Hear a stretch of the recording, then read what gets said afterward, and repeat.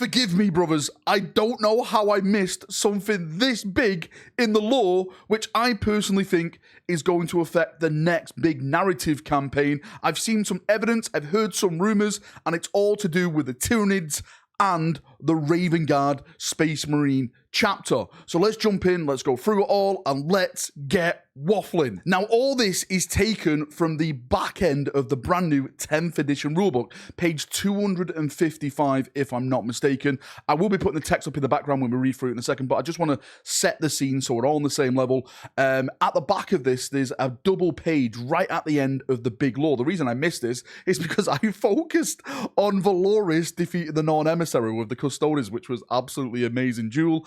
But at the back, you have this little segment where it basically states that there is a Raven Guard ship, and they're literally fighting against the Tyranids, and the captain, while he's fighting the Tyranids, is called to the main command deck because they've spotted something out in the void, and they just can't explain what it is. Right, now I'm going to put the text in the background, and we're going to read from it, because this is where it gets absolutely amazing. So it starts with, "Report," ordered Geryon. By the way of reply, Yuvrian brought up the vid feed. The image was grainer, a deep void captured direct from the acid-scorched prow of the pinion blade. Geryon, post-human Sebrum, swiftly accounted for the static warping.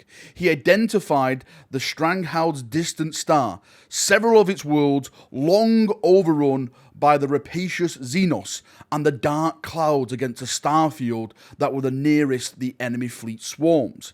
He became very still as he registered something else just off the centre of the image.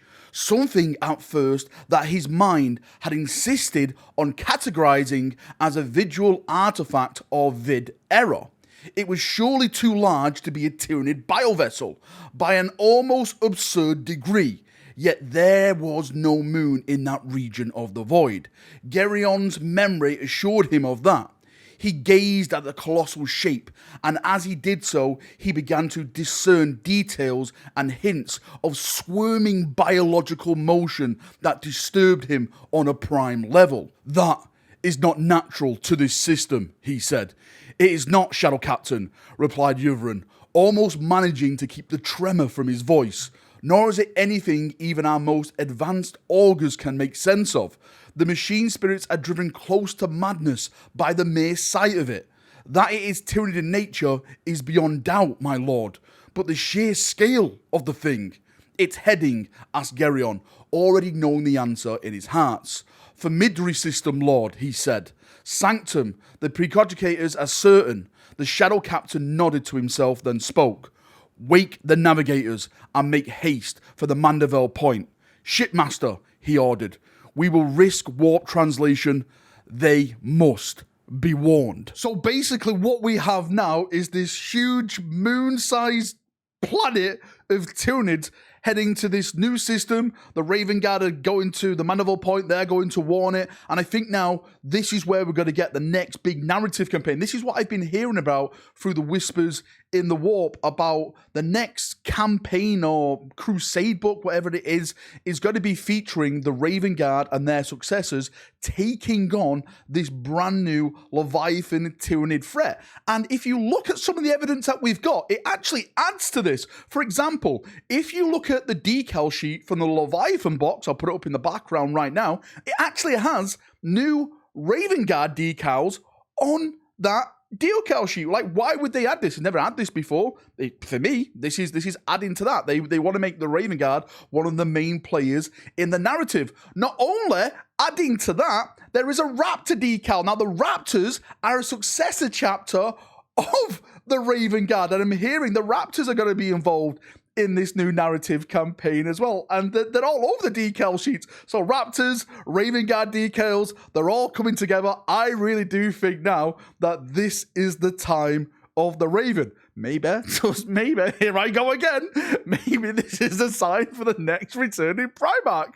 Bird Boy will eventually come back and help his chapter to take on the Tyranids. That is me really going down the foil hole. I actually should have my foil on for this. Maybe that's what we're going to have for Friday.